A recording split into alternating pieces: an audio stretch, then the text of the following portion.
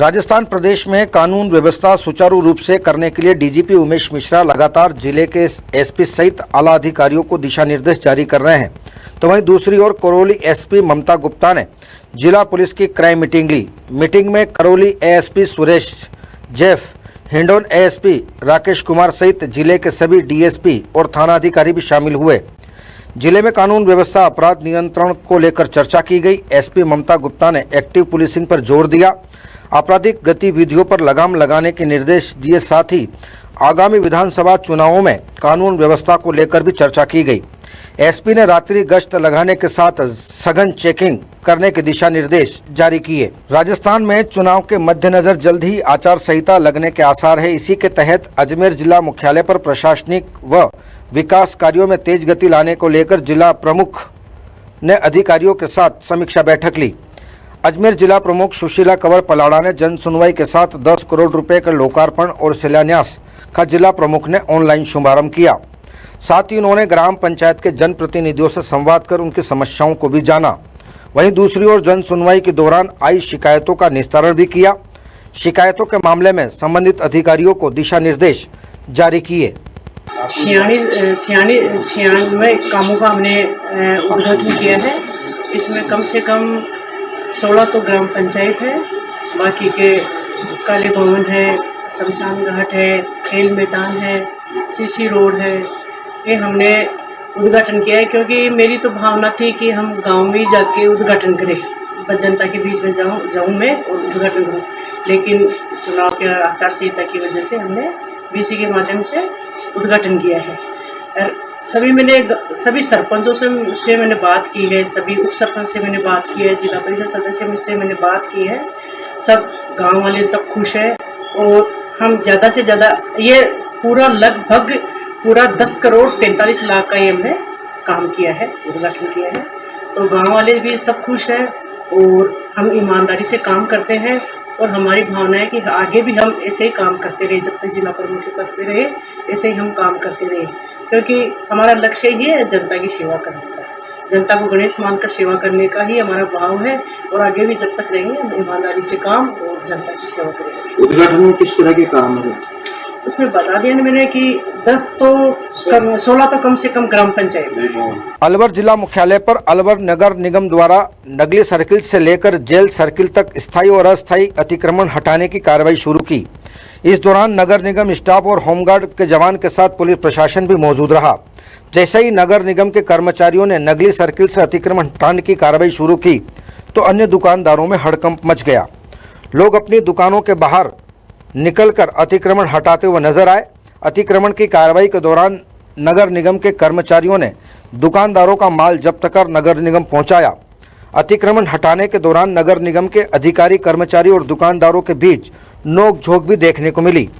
नगर निगम आयुक्त मनीष फौजदार ने बताया कि आगामी दीपावली के त्यौहार को देखते हुए बाजारों में दुकानदारों ने सड़कों पर अतिक्रमण कर दिया है, जिससे यातायात बाधित भी हो रहा है। साथ ही सड़कों पर निकलने वाले लोगों को भारी परेशानी का सामना करना पड़ रहा है। कुछ लोग क्या है कि ये प्रयास लगातार कर रहे हैं कि किसी तरीके से मेन रोडों पर अवैध ठेले लगाकर अतिक्रमण कर दिया जाए। तो जब पता है सबको ये वेंडिंग जोन नहीं है, उसके बावजूद कर रहे हैं तो फिर वो उनको नुकसान होना अवश्यंभावी है। क्यों कर रहे हैं जब पता है कि वेंडिंग जोन नहीं है? लेकिन क्या है कि लोग हमने वेंडिंग जोन आप तकरीबन 58 वेंडिंग जोन हम शहर में बना रखे हैं, वो व्यापार करें, कोई दिक्कत नहीं है। हम चाहते हैं गरीब को व्यापार भी हो और शहर की साफ सफाई रहे, यातायात बाधित नहीं हो।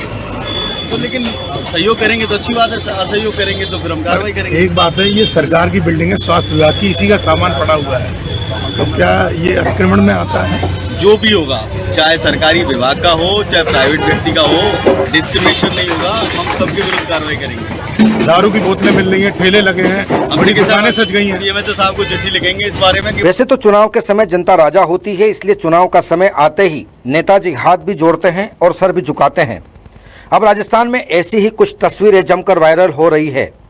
नेता चुनाव में सत्ता हासिल करने के लिए उस हद तक जा सकते हैं जिसकी कोई कल्पना नहीं कर सकता। कोई जनता के जूते पॉलिश कर रहा है तो हॉस्पिटल में टॉयलेट साफ करते हुए नजर आ रहे हैं। ऐसी कुछ तस्वीर दौसा जिले के महुआ से निकलकर सामने आई। विधायक डॉक्टर ओम प्रकाश शुक्ला ने चुनावी मौसम में एक नई पहल शुरू की है। लेकिन इन तस्वीरों को देखने के बाद जनता का क्या फैसला होता है ये तो चुनाव खत्म होने के बाद ही पता चलेगा। लेकिन आप सबसे पहले इस वीडियो में देखिए जिसमें दौसा महुआ विधायक ओम प्रकाश शुक्ला जूते पॉलिश करते हुए नजर आ रहे हैं, तो वहीं दूसरी तस्वीर में टॉयलेट साफ करते हुए भी नजर आ रहे हैं। अब इन तस्वीरों के बाद कई सियासी मायने निकाले जा रहे हैं। क्या संदेश देना चाहते हो, क्या ये मतलब? भारत माता की जय, भारत माता की जय। हम सब लोग देशवासी भारत माता के वीर सपूत हैं और भारत माता की रक्षा करने के लिए प्रत्येक भारतीय की जिम्मेदारी बनती है कि भारत राष्ट्र स्वच्छ हो, निर्मल हो। ये महात्मा गांधी जी की जयंती के स्वच्छता के लिए पखवाड़ा पूरा देश मना रहा है, पूरा राज्य मना रहा है। हमारी जिम्मेदारी बनती है हम सरकारी अस्पतालों को और सार्वजनिक स्थानों की सफाई करें। उसी के तहत हम स्वयं इस काम में भाग ले रहे हैं, हमारे सारे कार्यकर्ता भाग ले रहे हैं और सफाई करके एक सामाजिक संदेश देना चाहते हैं कि हर जगह को साफ रखना हमारी जिम्मेदारी है और जहाँ सफाई होती है वहाँ सरस्वती और लक्ष्मी का निवास होता है और जब सरस्वती और लक्ष्मी का जब निवास होता है तो अपने आप बुद्धि आती है, लक्ष्मी आती है और देश। अलवर जिले के राजगढ़ थाना क्षेत्र के एक गांव में मूक बधिर बालिका से हुए दुष्कर्म के मामले में पीड़िता को न्याय दिलाने की मांग को लेकर सैकड़ों ग्रामीणों ने शहीद स्मारक से लेकर मोती डूंगरी स्थित कैबिनेट मंत्री टीकाराम जूली के कार्यालय के बाहर रैली निकालते हुए धरना दिया और मंत्री के नाम ज्ञापन सौंपा।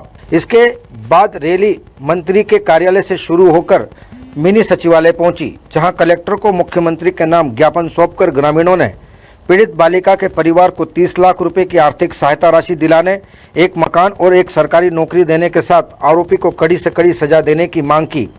वहीं थाना अधिकारी को हटाने की भी मांग की। अलवर जिले के राजगढ़ थाना क्षेत्र में एक 17 वर्षीय मूक बधिर लड़की से गांव के एक दबंग व्यक्ति ने दुष्कर्म किया था।